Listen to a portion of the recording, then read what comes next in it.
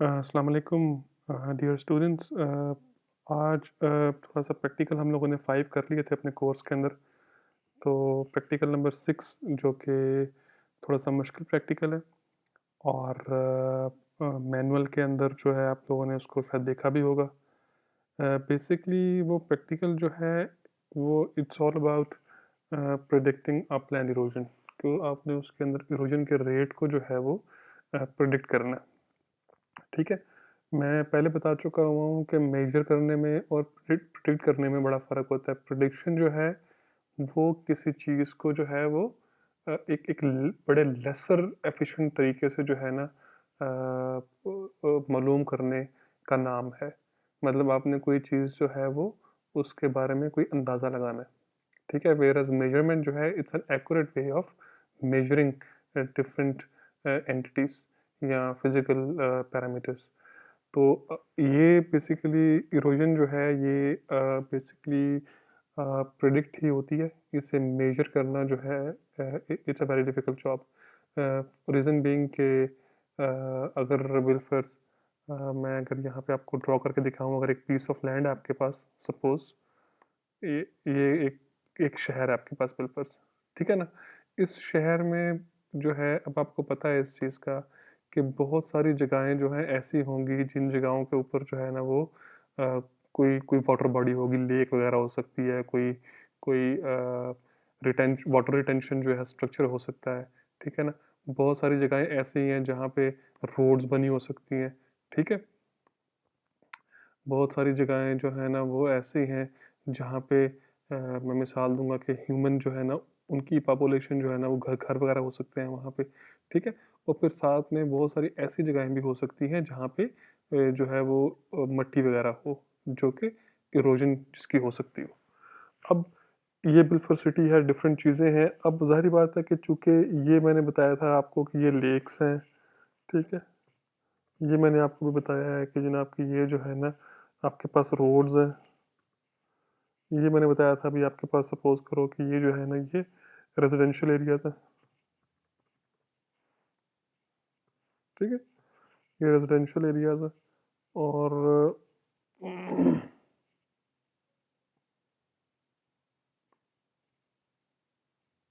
ठीक हो गया। और ये लास्टली जो है ये आपके पास जो है बेसिकली ये क्या है, ये सिंपल जो है ना वो सॉइल है। ठीक। ये जो इरोड हो सकती है। अब ऑब्वियसली जब भी कभी बारिश होगी या फ्लो, क्योंकि बारिश और फ्लो ही आपको पता है कि इरोड करते होते हैं। तो जब भी कभी बारिश होगी और रन ऑफ बनेगा तो यहाँ पर से तो वो इरोड नहीं करेगा, सिर्फ यहाँ पे इरोड करेगा। ठीक है। और आपको ये भी पता है कि अभी जो एरियाज जहाँ पे लेक्स नहीं है, जहाँ पे रोड्स नहीं है, जहाँ पे रेजिडेंशियल एरियाज नहीं है, ये भी वो वाले एरियाज हैं जो कि इरोड हो सकते हैं। ठीक है। तो इनके बारे में पता करना बहुत मुश्किल है कि वो कितना एरिया है जो कि इरोड होता है। ठीक है। मैंने क्या जो है ना वो बेसिकली लफ्ज इस्तेमाल किया कि it's hard to predict, it's sorry sorry it's hard to measure the extent of erodible area. कि बड़ा मुश्किल है कि आप उस एरिया को जो है एग्जैक्टली फाइंड कर सको जिस एरिया के अंदर इरोजन होनी है। ठीक है। तो आप जो कि उस एरिया को एग्जैक्टली फाइंड नहीं कर सकते हो, तो कभी भी आप इरोजन को भी एग्जैक्टली फाइंड नहीं कर सकते हो। इसलिए आप हमेशा जो इसके लिए जो लफ्ज़ इस्तेमाल करते हो वो प्रिडिक्शन है। तो ये प्रैक्टिकल नंबर 7 है हमारा।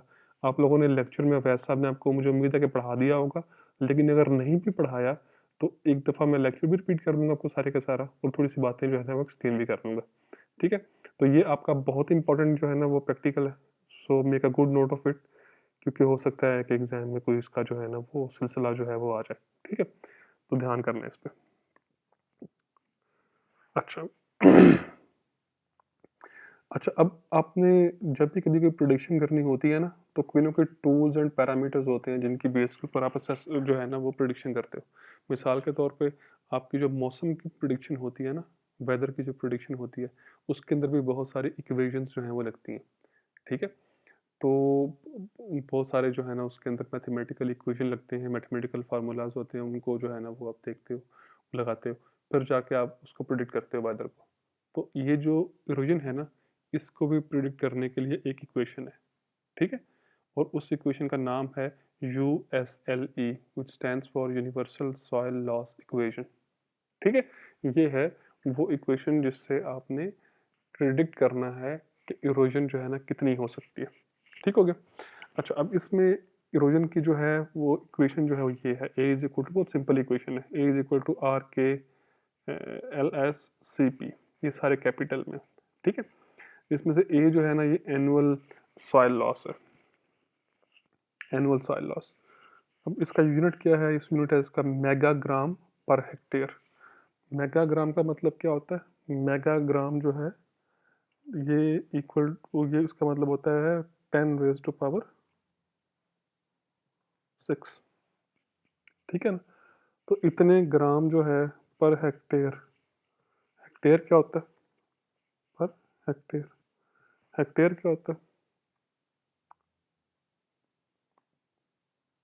हेक्टेयर होता है एक ऐसा एरिया जिसकी लेंथ और जिसकी जो ब्रेड्थ है, जिसकी लंबाई और जिसकी चौड़ाई जो है वो दोनों 100-100 मीटर हों, ठीक है? तो आपको इस एरिया की डायमेंशन के ऊपर जो है सॉइल लॉस मिलेगी इस इक्वेशन से, यानी कि इस एरिया की डायमेंशन के ऊपर आपको सॉइल लॉस मिलेगी इस इक्वेशन से। ये जो इक्वेशन यहाँ पे लिखी हुई है वो 5.7 है आपकी बुक के अंदर। अच्छा, अब इसमें आर जो है that is rainfall and run off erosivity index, ठीक है? ये बेसिकली कैसे फाइंड करना है आपने, ये हम आपको बाद में बताएंगे, लेकिन है क्या ये एक ऐसा इंडेक्स है जो कि रेनफॉल और रन ऑफ के ऊपर जो है ना वो डिपेंड करता है, ठीक है? अच्छा, अब इक्वेशन को देख के क्या लग रहा है आपको? इक्वेशन को देख के ये लग रहा है कि भाई साहब जितनी वैल्यू आर की ज़्यादा होनी है उतना ही रन ऑफ, उतना ही ए की वैल्यू क्या होगी? ज़्यादा होगी। तो इसका मतलब हुआ कि जितना इंटेंस रेनफॉल होगा, जितनी शदीद रेनफॉल होगी, आर की वैल्यू उतनी ज़्यादा होगी और ए की वैल्यू जो सॉइल लॉस है उसकी वैल्यू क्या होगी? उसकी वैल्यू भी उतनी ही ज़्यादा होगी। अच्छा, और ये आर जो है ये हर एरिया के लिए डिफरेंट होगा, मतलब ये इस्लामाबाद के लिए डिफरेंट होगा, ये फैसलाबाद के लिए डिफरेंट होगा, ये न्यूयॉर्क के लिए डिफरेंट होगा, ये न्यू दिल्ली के लिए डिफरेंट होगा, मतलब बहुत सारे एरियाज जो हैं उनके लिए इसकी वैल्यूज जो है ना वो डिफरेंट होगी कि, और ये डिपेंड किस पे करेगा? अगर आपसे पूछे कि आर की वैल्यू किस पे डिपेंड करती है तो आपने बोलना है कि जी ये रेनफॉल की शिद्दत के ऊपर और रन ऑफ की शिद्दत के ऊपर जो है वो डिपेंड करता होता है। मैं दोबारा बोलता हूँ, किसके ऊपर डिपेंड करता होता है? रेनफॉल की शिद्दत के ऊपर और जो है वो रन ऑफ की शिद्दत के ऊपर। जितना शदीद जो है वो रेनफॉल होगी, जितनी शदीद जो है वो रन ऑफ होगी, उतनी ही शदीद जो है ना वो आर की, उतनी ही ज़्यादा जो है ना आर की वैल्यू होगी। सेकेंडली के को हम बोलते हैं सॉइल सॉइल इरोडेबिलिटी फैक्टर, कि सॉइल आपकी कितनी इरोडेबल है। अगर आपकी लूज सॉइल है ना जो कि ज़्यादा इरोडेबल है, आपकी वैल्यू ऑफ के जो है वो ज़्यादा होगी। जबकि अगर आपकी सॉइल जो है वो कम इरोडेबल है, कॉम्पैक्ट सॉइल है, तो के की वैल्यू जो है ना वो क्या होनी है? वो कम होनी है। क्लियर है ये वाली बात? सिंपल है ये तो। आगे है L, capital L, which is slope length factor, कि आपकी, इसका मतलब क्या है स्लोप लेंथ फैक्टर का? ये आपकी बिलफर्स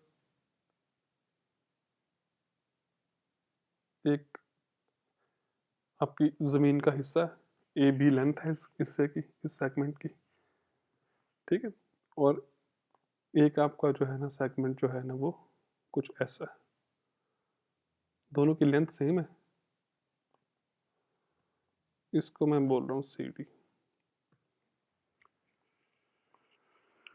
ठीक है? तो ज़रा मुझे देख के बताना इन दोनों पे कि वैल्यू जो है वो जो स्लोप लेंथ है basically, slope length factor, what is slope length factor, कि कितनी जो है, जो बेसिकली आपका जो स्लोप है ये एक ऐसा फैक्टर है कि, सॉरी आप ऐसा फैक्ट जो एल है ये एक ऐसा फैक्टर है जो कि स्लोप की लेंथ के ऊपर जो है ना वो डिपेंड करता होता है कि आपके जो है, अब मैं ये आगे जाके एक्सप्लेन करूँगा, मैंने ड्रॉ तो कर दिया लेकिन मैं चाह नहीं रहा कि मैं भी इसको एक्सप्लेन करूँ क्योंकि इसमें एक दो बातें और भी हैं। इसमें एक जो है वो कैपिटल एल है ना, यहाँ पे अंदर एक स्मॉल एल भी आता है, तो वो बता के जो है आपको समझानी पड़ेगी। लेकिन बहरहाल ये डिपेंड करता होता है स्लोप की लेंथ के ऊपर, ठीक है? कि आपकी जो है वो जो एक सेगमेंट है वो उसकी जो स्लोप की लेंथ है वो कितनी है। अब ये स्लोप की लेंथ क्या है ये मैं बाद में अभी भी एक्सप्लेन करूँगा आपको। लेकिन ये डिपेंड किस पे करता होता है कि आपके जो है ना स्लोप की जो लेंथ है उसके ऊपर डिपेंड करता होता है। अब हमें ये देख के पता लग रहा है इस इक्वेशन की तरफ कि जितनी ज़्यादा ज़मीन जो है ना वो स्लोपी होगी उतनी ही ज़्यादा जो है ना वो आपकी जो है वो एल की वैल्यू जो है ना वो होगी। वो ये तो हमें कोई ऐसी इशू वाली बात नहीं है इसको समझने के अंदर कि जितनी जो है ना वैल्यू ऑफ जो कैपिटल एल जो स्लोप की जो है वो आपकी जितना आपका जो है ना वो स्लोप की लेंथ ज़्यादा होगी उतनी ही वैल्यू ऑफ एल जो है ना वो ज़्यादा होनी है। ठीक है, हम इसको एक्सप्लेन जाके बाद में करते हैं कि ये है क्या। इसमें बार आपने परेशान होना इसके अंदर, ये कोई इतनी इशू वाली बात नहीं है, इसको एक्सप्लेन करते हैं बाद में। एस जो है ये क्या है, ये स्लोप स्टीपनेस फैक्टर है। मैंने बेसिकली यहाँ पे जो ड्रॉ कर दिया था ना ये स्लोप स्टीपनेस था। ठीक है, स्लोप स्टीपनेस क्या है, स्लोप स्टीपनेस ये वाली है कि ए बी और सी डी ये जो है आपके पास दो जो है सेगमेंट्स हैं। तो अब मैं आपसे पूछूं कि जी कौन सा ज़्यादा फैक्टर जो है ना किसकी जो है ना वो ऐसी वो है कौन सा इन दोनों सेगमेंट में से ज़्यादा स्लोपी है, ज़्यादा स्टीप है, तो आपने बोलना है सी डी जो है ना वो ज़्यादा स्टीप है। ठीक है, तो सी डी जो है उसकी उसके ऊपर अगर कभी रन ऑफ बनेगा, इसके ऊपर कभी सी डी के ऊपर अगर कभी रन ऑफ बनेगा, इसके ऊपर कोई चीज़ वाटर जो अगर मैं इसके ऊपर जो है ना पानी का फ्लो हो और इसके ऊपर पानी का फ्लो हो, आप जानते हो कि सी डी जो है इसके ऊपर पानी का जो फ्लो है या जिसे हम रन ऑफ बोलते हैं ये ज़्यादा इंटेंस होगा। ठीक है, या ज़्यादा जो है ना वो इरोड करेगा। रन ऑफ अगर सी डी के ऊपर होगा तो ज़्यादा इरोड करेगा। ठीक है, क्यों? क्योंकि इसकी स्लोप की जो स्टीपनेस है ज़्यादा ज़्यादा है, तो पानी की जो वेलोसिटी है वो इसके ऊपर क्या होगी, ज़्यादा होगी। जबकि इसके ऊपर पानी की वेलोसिटी जो है ना वो क्या होगी, वो कम होगी। तो जब पानी की वेलोसिटी ज़्यादा होगी तो हमेशा क्या होता है कि आपकी सॉइल जो है वो ज़्यादा इरोड करती होती है। अब मैं थोड़ा सा इसके बाद इसको बताने के बाद थोड़ा सा जो है ना वो बता दूँ आपको कि स्लोप लेंथ फैक्टर क्या है या आपके पास सी डी है ना, तो अगर बिल्कुल ऐसा ही मैं ड्रॉ कर दूँ, एक ऐसी ही लाइन जो कि सी डी जितनी ही जो है ना स्टीप हो और मैं उसको ई एफ बोल दूँ, तो अब इन दोनों केसेस के अंदर आप जानते हो कि जो ई एफ है ये ज़्यादा जो है ना वो इसकी जो है वो लेंथ जो है स्लोप की वो क्या है, वो ज़्यादा है। तो स्लोप लेंथ जितनी ज़्यादा होगी सॉइल उतना इरोड करेगी। फिर स्लोप स्टीपनेस क्या है कि आपका स्लोप जो है कितना ज़्यादा है, लेंथ क्या है कि स्लोप की लेंथ जो है वो कितनी ज़्यादा है, और स्टीपनेस क्या है कि स्लोप इटसेल्फ जो है वो कितना ज़्यादा है। तो ये दोनों जो है जितने ज़्यादा होंगे उतना ही जो है आपके जो सॉइल लॉस है वो क्या होनी है, वो ज़्यादा होनी है। ठीक है, मैं इन दोनों को बाद में जो है ना एक्सप्लेन भी जो है ना मैं मज़ीद करूँगा, लेकिन फ़िलहाल जो है वो क्या है कि ए बी यू और सी डी को देखना है, तो इन दोनों में से जो स्टीपनेस है वो किसकी ज़्यादा है, सी डी की जो स्टीपनेस है वो बहुत ज़्यादा है। लेकिन स्लोप लेंथ को अगर देखना है, स्लोप लेंथ क्या होती है, मैं इसको बता दूँ आपको दोबारा एक दफ़ा कि यहाँ से लेके यहाँ तक की जो लेंथ है ना, ये बेसिकली जो है ना आपके स्लोप की लेंथ है, ये है कैपिटल एल। ठीक है, और यहाँ से लेके जो यहाँ तक वाली लेंथ है ना, ये है आपकी कैपिटल एल। अब चूंकि कैपिटल एल जो है अब चूंकि कैपिटल एल जो है अब चूंकि जो कैपिटल एल की वैल्यू है वो ई एफ के लिए ज़्यादा है, क्योंकि ज़्यादा बड़ी जो है ना उसके स्लोप की लेंथ है, तो हम ये हमेशा कह सकते हैं कि जो आपका ई एफ है इसके स्लोप की लेंथ की फैक्टर की वैल्यू जो है ना या एल की वैल्यू जो है इसके लिए वो ज़्यादा होगी। अच्छा, उसके बाद है सी, ये है कवर मैनेजमेंट फैक्टर। अच्छा, अब ये कवर मैनेजमेंट फैक्टर क्या है कि आपका आपका बिलफर्ज कोई एरिया है,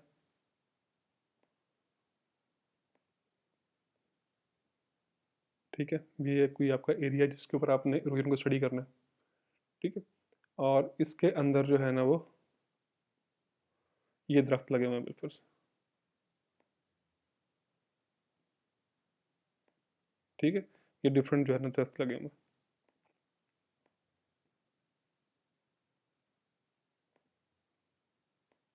ठीक है, अब एक ये वाला एरिया है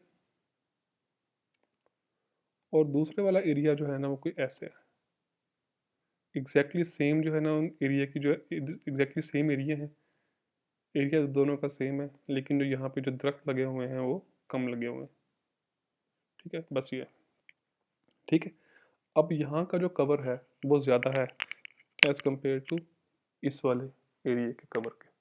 ठीक है, तो जो आपकी सी है ना, ये इसको डिफाइन करती है कि आपका कवर कितना है जिस एरिया के ऊपर आपने इरोजन को स्टडी करना है। आपको पता है कि इसका कवर मैनेजमेंट जो है वो बेहतर है एज़ कम्पेयर टू इसके, लेकिन जो वैल्यू ऑफ सी है ना वो इसकी ज़्यादा होगी और इसकी जो है ना वो कम होगी। जितना अच्छा आपका कवर बेहतर होगा उतनी वैल्यू ऑफ सी जो है ना आपकी वो कम होनी है, ये आपने याद रखना है।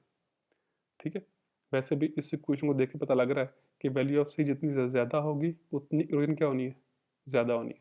तो इरोजन जो है ना वो यहाँ पे ज़्यादा होनी है क्योंकि यहाँ पे कवर कम है, यहाँ पे इरोजन जो है ना कम होनी है क्योंकि यहाँ पे कवर ज़्यादा है। चूँकि इरोजन और सी आपस में इन्वर्सली प्रोपोर्शनल हैं, क्योंकि इरोजन और सी जो है ना वो आपस में इन्वर्सली प्रोपोर्शनल हैं। अब मेरे पास प्रोपोर्शनैलिटी का कोई साइन जो है मैं देख लूँ, अगर यहाँ पे हुआ तो मैं देखता हूँ।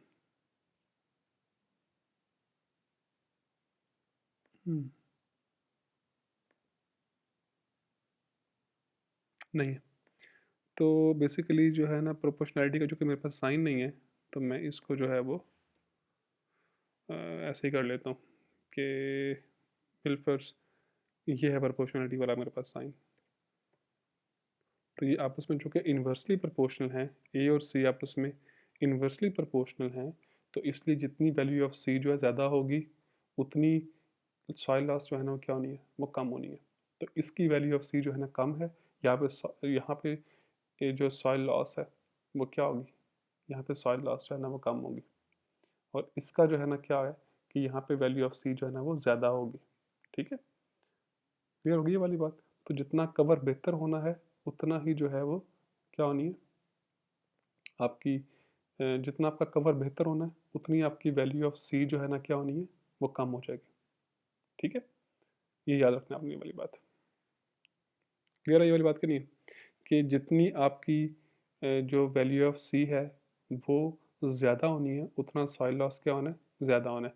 लेकिन एक्चुअल में क्या है कि जितनी आपकी कवर बेहतर होगी उतनी आपकी वैल्यू ऑफ सी जो है वो क्या होगी, वो कम होगी। ये मैंने पहले क्वेश्चन लिखी थी ना आपकी, ये इसको कंसिडर मत करना, ये सिर्फ समझाने के लिए मैंने किया था। लेकिन यहाँ से देख के साफ पता लग रहा है कि वैल्यू ऑफ सी जो है जितनी ज़्यादा होगी, वैल्यू ऑफ ए जो है वो उतनी क्या हो जाएगी, ज़्यादा होनी है। तो इन दोनों में से सॉइल लॉस कहाँ ज़्यादा है, इन दोनों में से सॉइल लॉस जो है भाई साहब साफ पता लग रहा है यहाँ पे सॉइल लॉस ज़्यादा होनी है। क्यों, क्योंकि यहाँ पे कवर कम है। तो जितना कवर बेहतर होगा आपकी वैल्यू ऑफ सी जो है ना उतनी ही कम होनी है। मैं यहाँ पे लिख देता हूँ कि better the cover less will be the value of C. ठीक है, कि जितना कवर बेहतर होना है वैल्यू ऑफ सी जो है ना उतनी कम होनी है। फिर एंड पे है पी, जो कि है कंजर्वेशन प्रैक्टिस फैक्टर। एग्जैक्टली ये कंजर्वेशन प्रैक्टिस फैक्टर का मतलब ये है कि आपने अपने एरिया के अंदर जो कंजर्वेशन प्रैक्टिस हैं वो कैसी हैं, यानी कि आपने सॉइल लॉस को महदूद करने के लिए क्या क्या चीज़ें आपने अपने एरिया के अंदर की हुई हैं।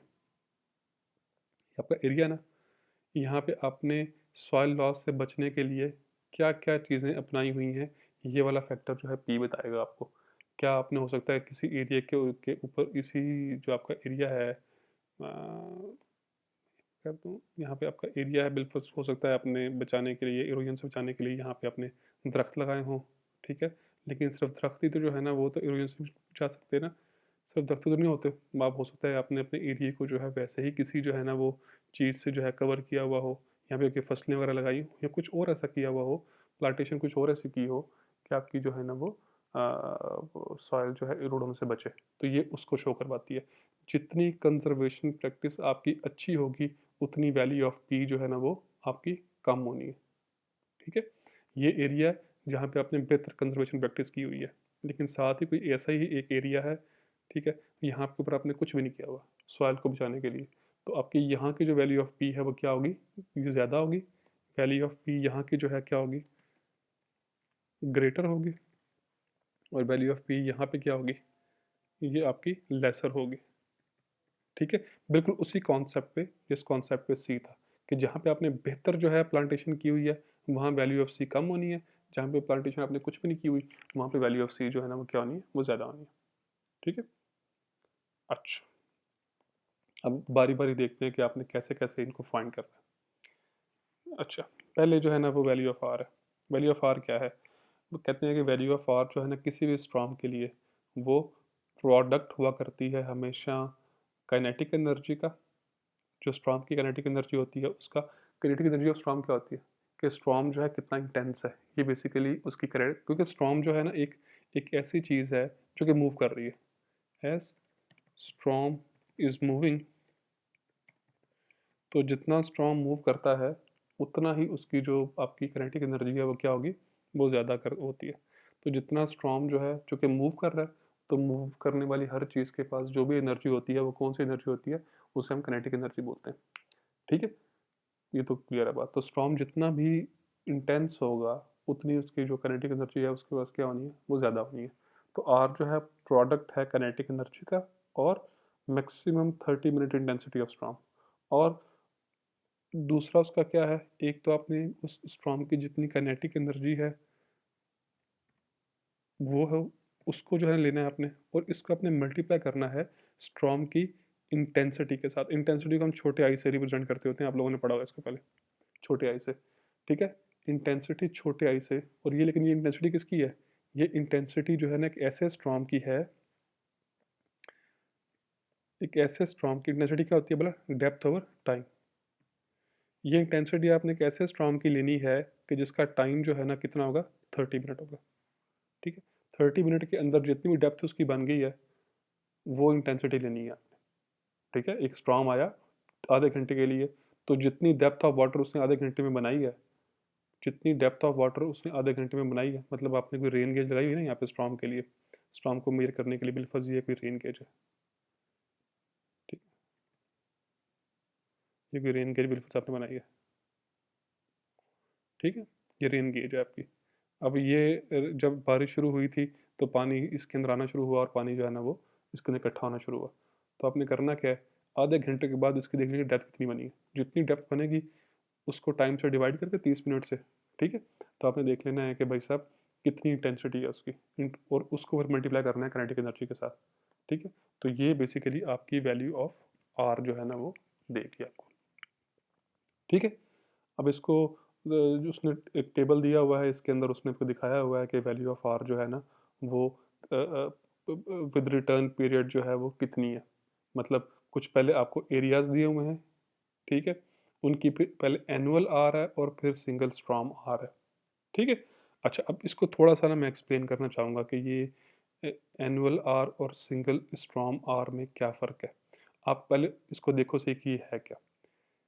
इस टेबल में जो कि 5.1 है, इसके जो इस कॉलम जो है ना आपका जो लेफ्ट हैंड साइड पे कॉलम है, इसमें आपको कुछ एरियाज़ दिए हैं, जिसमें से एक है लिटिल रॉक। ये एरिया के नाम है, यूएसए के अंदर ये एरियाज के नाम है ये। लिटिल रॉक है, इंडियानापोलिस है, फिर डेविल्स लेक है। ठीक है, यही फिर तीसरे वाले में दिए हुए हैं, दूसरे वाले में दिए हुए हैं, सिंगल रॉक, इंडियानापोलिस और डेविल्स लेक। लेकिन दोनों में फ़र्क क्या है, एक एनुअल आर है और दूसरा क्या है, सिंगल स्टॉर्म आर है। क्या मतलब है इस बात का, ये एनुअल आर क्या होता है, ये सिंगल स्टॉर्म आर क्या होता है। मैं अभी तक मैंने इसको कोई एक्सप्लेन नहीं किया, मैं इसको एंड पे एक्सप्लेन करता हूँ। पहले आप मुझे ये बताओ, यहाँ पे देखो ज़रा गौर करो कि जितना रिटर्न पीरियड जो है ज़्यादा हो रहा है, आप देख रहे हो कि वैल्यू ऑफ आर आपकी उतनी ही क्या हो रही है, ज़्यादा हो रही है। अच्छा, दो जब आपका रिटर्न पीरियड 2 साल था तो वैल्यू ऑफ आर आपकी कितनी आ रही थी, 5242। जब आपका रिटर्न पीरियड 5 साल हो गया तो वैल्यू ऑफ आर कितनी आ रही है, 7182। और जब आपकी जो रिटर्न पीरियड जो है 20 साल हो गया तो कितना आ रहा है, 9684 आपकी जो है ना mega joule millimetre per hectare per hour per year जो है वैल्यू ऑफ आर जो है आपकी इतनी आ रही है। ठीक है, ये याद रखना आपने कि वैल्यू ऑफ आर जो है किस में होती है, mega joule millimetre per hectare per hour per year. ठीक है, क्लियर है ये वाली बात। अच्छा, इस तरीके से जो है ना आपने इसको जो है वो देखना है, ये इसके यूनिट्स हैं। ठीक है, और आप इसको वैसे इन दोनों के यूनिट्स को भी देख लोगे ना आप, ये मिलीमीटर पर आवर होती है ना, ये वाली इंटेंसिटी जो है ना ये वाली आपकी मिलीमीटर पर आवर है। तो ये मिलीमीटर पर आवर तो इंटेंसिटी का आ गया, और जो एनर्जी है वो क्या होती है, mega जॉल per hectare per year. तो दोनों को जब आप मल्टीप्लाई करोगे तो वैल्यू ऑफ आर निकलती है। और मुझे उम्मीद है कि आपको वैसे आपने बताया होगा कि ये वैल्यू ऑफ जो एनर्जी है, ये इसकी एनर्जी वैसे भी मेगा जॉल जो है वो पर हेक्टेयर, ठीक है, और पर ईयर में आती होती है। ठीक। काइनेटिक एनर्जी का जो यूनिट होता है ना आपका किसी भी स्ट्रॉम के लिए, वो होता है मेगा जॉल पर हेक्टेयर ईयर। और जो इंटेंसिटी का होता है वो क्या होता है, मिलीमीटर पर आवर। दोनों को जब आप कंबाइन करोगे तो यही वाला बनता है आर का यूनिट जो। अच्छा, अब इसमें समझने वाली बात यह है कि देखो, जो रिटर्न पीरियड बढ़ रहा है ना हर लोकेशन के ऊपर, वैल्यू ऑफ आर जो बढ़ती आ रही है। आपने पढ़ा हुआ इस बात को पहले कि जितना रिटर्न पीरियड किसी स्ट्रॉम का जो है ज़्यादा होता है, उतना ही जो है ना वो स्ट्रॉम जो है इंटेंस होता है। मैंने बड़ी दफ़ा एग्जांपल दी आप लोगों को कि जैसे मिसाल के तौर पे जो है ना, ये जो आपकी मानसून है ये हर साल आती है, ये इतना इंटेंस नहीं होता। लेकिन जैसे कई तूफ़ान है आपके, वो जितने ज़्यादा बड़ा तूफ़ान होता है वो उतनी ही देर के बाद आया करता है। ठीक है। 2005 का ज़लज़ला आया था हमारा, नेचर के अंदर ये बात है कि जितनी चीज़ जो है कोई जो डेवस्टेटिंग चीज़ है, जितनी वो जो है वो देर के बाद आए, वो उतनी ही इंटेंस होती है। मिसाल के तौर पे मैं दे रहा हूँ आपको कि जैसे 2005 का ज़लज़ला आया था, कहते हैं कि 100 साल के बाद वो ज़लज़ला जो है दोबारा रिपीट होता है। ठीक है। 1935 में एक ज़लज़ला आया था कोयटा के अंदर, पूरा कोयटा बैठ गया था। ठीक है। वो कहते हैं कि उसका रिटर्न पीरियड जो है वो 200 साल होता है, यानी कि 200 साल के बाद वो एक दफ़ा आता होता है हमेशा। और ऐसे ही जो क़यामत है, वो क्या है, वो सबसे इंटेंस है, और वो सिर्फ एक दफ़ा नहीं है। तो जितना भी स्टॉर्म इंटेंस होता है, ये कुदरत के अंदर एक कुदरती चीज़ है कि जितनी ज़्यादा जो है ना वो देर बाद वो चीज़ आएगी, वो उतनी ही इंटेंस होगी। ठीक है। और उसकी फिजिकल डेमोन्स्ट्रेशन आपके सामने है कि जो वैल्यू बढ़ रही है आपके रिटर्न पीरियड की, तो चीज़ें जो है ना वो उतनी इंटेंस होती जा रही हैं। अच्छा, अब सवाल मेरा ये था कि ये एनुअल आर और सिंगल स्टॉर्म आर में जो है ना क्या फ़र्क है? और आप देख रहे हो कि हर लोकेशन वही है, रिटर्न पीरियड वही है, लेकिन एनुअल आर की वैल्यू ज़्यादा है और सिंगल स्टॉर्म आर की वैल्यू जो है ना वो कम है। ऐसे हर किसी के लिए ये शो हो रहा है ऐसे, ठीक है? ये देखो, हर किसी के ऊपर जो है ये चीज़ ऐसे ही शो हो रही है। हुँ? कि जहाँ-जहाँ भी वैल्यू गिवन है, वो ऐसा ही है कि एनुअल आर की वैल्यू जो है ना वो ज़्यादा है, और सिंगल स्टॉर्म आर जो है उसकी वैल्यू जो है ना वो कम है। इसकी क्या वजह? इसकी वजह ये है कि बिलफ़र्ज़ आपका कोई ये इलाका है, एनुअल आर का मतलब ये है, एनुअल आर का मतलब ये है कि आपने इस इलाके में होने वाले पूरे साल में जो सबसे इंटेंस स्टॉर्म था, intense storm from all the storms in a year, किसी भी ईयर के अंदर जो सबसे इंटेंस स्टॉर्म था वो लिया आपने, और उसकी इंटेंसिटी जो है उसकी मदद से और उसकी एनर्जी की मदद से आपने ये वाली वैल्यू निकाली। ठीक है। यानी कि जो इस पूरे साल के अंदर सबसे इंटेंस स्टॉर्म था उसकी काइनेटिक एनर्जी और इंटेंसिटी को लेकर आपने इसकी वैल्यू जो है ना उसको निकाला आपने। लेकिन जो सिंगल स्टॉर्म आ रहा है वो क्या है कि पूरे ऐसा ही इलाका है, बिल्कुल ये इलाका है, ठीक है। उसमें कोई एक जो है ना आपने स्टॉर्म जो है उसे पिक किया, कोई एक स्टॉर्म था, ठीक है। ज़रूरी नहीं है कि वो सबसे इंटेंस था, कोई एक स्टॉर्म जो हो, एक स्टॉर्म जो कोई भी गिवन स्टॉर्म है वो हो रहा है, आपने उसको पिक किया, ठीक है। और आपने उसकी इंटेंसिटी को और उसकी जो है ना वो काइनेटिक एनर्जी को मल्टीप्लाई करके उसकी वैल्यू ऑफ आर निकाली है। अब ऑब्वियस सी बात है कि एक ऐसा स्टॉर्म है जो साल के अंदर सबसे इंटेंस है, और एक ऐसा स्टॉर्म है जो कि उस टाइम जो था ना वो आ रहा था, वो हो सकता है कि इंटेंस ना हो, ठीक है। पॉसिबिलिटी है ना कि आपने एक ही स्टॉर्म लिया है, ये सिंगल स्टॉर्म है, या आपने एक ही स्टॉर्म लिया है। कौन सा वाला स्टॉर्म है जो एक गिवन लोकेशन के ऊपर आया था उस टाइम पे जब आप थे, ठीक है। तो ये आपने उससे जो है ना वैल्यू फाइंड किया है। अब हो ये सकता है, ये पॉसिबिलिटी है कि आपका सिंगल स्टॉर्म आर की वैल्यू और एनुअल आर की वैल्यू जो है ना सेम आ जाए, लेकिन ये कभी नहीं हो सकता कि सिंगल स्टॉर्म की वैल्यू जो है वो बढ़ जाए एनुअल स्टॉर्म की वैल्यू से, ठीक है। ये दोनों बराबर कब होंगे, ये दोनों, सॉरी, ये मैं दोबारा एक दफ़ा बोल देता हूँ कि ये सिंगल स्टॉर्म आर और एनुअल आर बराबर कब होंगे, जब आप इस जगह पे खड़े हुए हैं और एक ऐसा स्टॉर्म आया है इत्तेफाक से जो कि इस जगह के ऊपर उस साल का सबसे इंटेंस स्टॉर्म है। फिर ये हो सकता है कि हाँ जी, आपकी जो है ना इस जगह के लिए एनुअल आर की वैल्यू और आपके सिंगल स्टॉर्म की वैल्यू जो है ना वो सेम हो। लेकिन अगर वो स्टॉर्म जिसकी पॉसिबिलिटी बहुत थोड़ी है कि आप गए और उसी दिन जो है साल का सबसे इंटेंस स्टॉर्म आ गया, तो फिर क्या होना है? फिर यही होना है जो यहाँ पे हुआ है कि इसकी वैल्यू जो है वो सिंगल स्टॉर्म की वैल्यू जो है ना वो कम होगी as compared to annual R की वैल्यू के। ये एक शॉर्ट क्वेश्चन याद रखना है आपने कि वाई, मैं पूछ सकता हूँ कि why annual R value is greater than the single storm R value, तो आपने बताना है कि in annual R value we take the kinetic energy and intensity of the storm. यहाँ पे लिख के दूँ फिर तुमने बाद में कहना है कि मैं बोली जा रहा हूँ। मैं सवाल ये पूछ सकता हूँ आपके कि why annual R is greater than single storm R. ठीक है, why annual R is greater than the single storm R. तो आपने इसका आंसर जो है वो क्या देना है? आपने बोलना है कि as in annual R we consider a storm, we consider, yeah, we take the most intense storm, we take consider the kinetic energy and intensity of most intense storm, whereas in single storm R we take kinetic energy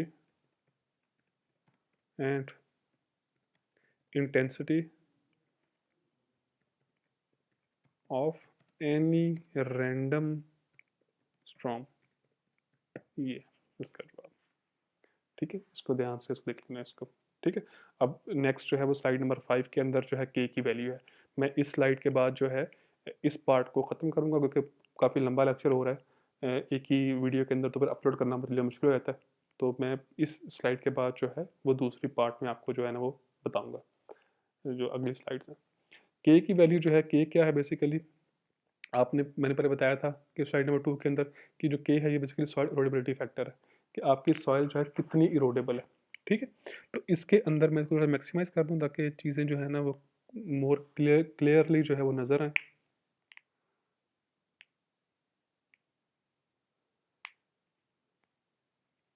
अच्छा, थोड़ा laptop में slow ही है। के की value जो है किसके बराबर होती है? एक तो है के की वैल्यू आप इक्वेशन से फाइंड करो। ठीक है, दो तरीके हैं के को फाइंड करने के। पहला क्या है कि आप इस कॉम्प्लिकेटेड इक्वेशन से इसको फाइंड करो। क्या है वो equation? K is equal to 2.8 into 10 raise to power -7 M raise to power 1.14, फिर ब्रैकेट में 12 माइनस ए। यहाँ पे एम क्या है लिखा हुआ उसने? Particle size parameter. ठीक है, कि पार्टिकल साइज जो है पैरामीटर है, वो कैसे फाइंड करते हैं वो उसने बताया हुआ आपको। क्या आगे? Percentage silt plus percentage of very fine sand. ठीक है, इसको ज़रब दो 100 माइनस परसेंटेज ऑफ क्ले। ठीक है, तो ये है बेसिकली पार्टिकल साइज का पैरामीटर। क्या फार्मूला है इसका? कि परसेंटेज ऑफ सिल्ट और परसेंटेज ऑफ सैंड को ऐड करो और फिर इसको ज़रब दो 100 माइनस परसेंटेज ऑफ क्ले से। ठीक है, तो ये आपकी पार्टिकल साइज की जो है ना वो वैल्यू आ जाएगी। ये यहाँ पे क्या है? ये है परसेंट ऑर्गेनिक मैटर। मैं पहले एम को बता दूँ आपको एक दफ़ा कि एम जो है इसको आपने कैसे फाइंड करना है। आप बिलफर्ज आपकी जो सिल्ट कोई सॉइल का सैंपल है जिसके अंदर सिल्ट की परसेंटेज जो है 50% है, सैंड की परसेंटेज जो है 40% है, और जो क्ले की परसेंटेज है ना वो है 10%। ठीक है, तो जो वैल्यू ऑफ एम जो है ना आपकी आएगी ना वो बेसिकली क्या है कि आपने परसेंटेज ऑफ सिल्ट को जो कि 50 है, इसको आपने ऐड करना है percentage of very fine sand जो कि 40 है। ठीक है, और फिर इसको ज़रब देना है 100 माइनस परसेंटेज ऑफ क्ले। ये आ गया। तो ये कितना बन गया? वैल्यू ऑफ एम कितनी आ गई यहाँ से? 90 ज़रब 90। तो वैल्यू ऑफ एम जो है ना कितना आ गया? 180। आई होप कि इसमें कोई इतना इशू नहीं होगा। ठीक है ना, तो ये पार्टिकल साइज का पैरामीटर है जिसको इस इक्वेशन से आपने फाइंड करना है।